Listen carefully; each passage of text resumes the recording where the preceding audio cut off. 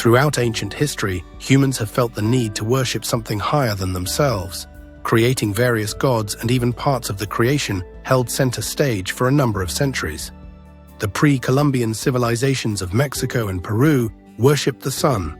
The sun gods occupied an important place in rituals, with the Aztecs religiously sacrificing humans to appease the sun gods.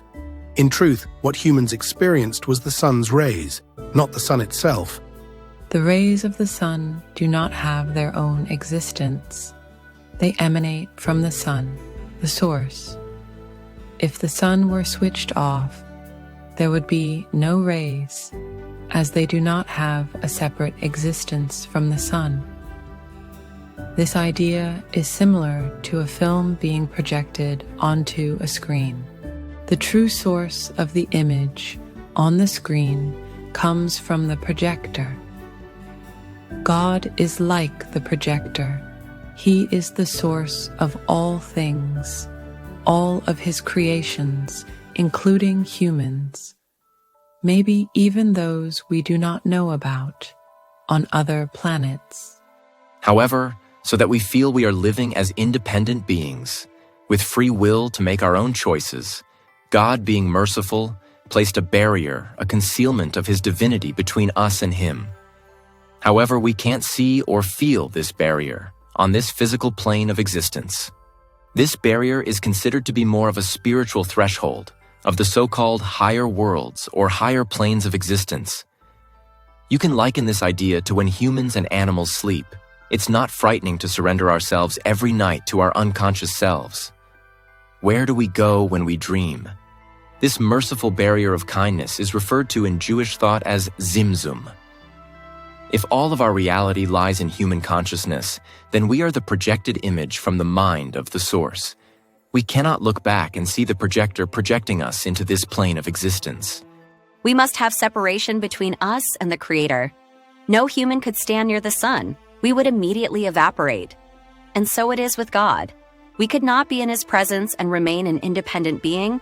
We would be nullified by the overwhelming greatness of the source of all things, the One. If you remember the moment in the Torah, Exodus, or Shemot 33:12-23, where Moses, or Moshe, requests to see God's glory, but God reveals only his back, not his face. God knew that Moshe could not stand the immensity of God's glory and remain as a separate creation. Tzimtzum is a Jewish Kabbalistic term.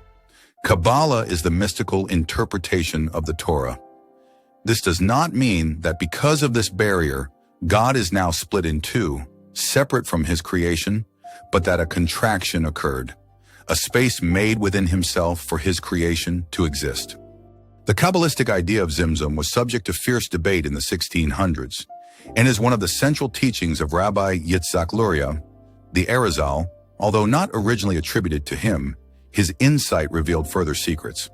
I posit that the Tzimtzum should be interpreted literally, and moreover, that it affected God's true essence. The Tzimtzum should not be interpreted literally, but I think it affected the source of light as well. I wonder whether the Tzimtzum should be interpreted literally. Maybe it affected only his light, his projected the Tzimtzum light. should not be interpreted literally, and it affected only his light. There are many who dismiss these mystical teachings. Kabbalah has become very popular in the non-Jewish world, although often taught without Torah. But without decades of authentic Torah teaching, understanding the depths of Kabbalah is like sunbathing with a wetsuit on in a bath of mud.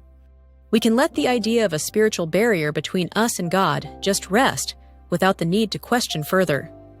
God's creating never ends, and although there is a spiritual barrier to enable us to live independently, our similarity with our Creator lies in our own creating, something from nothing.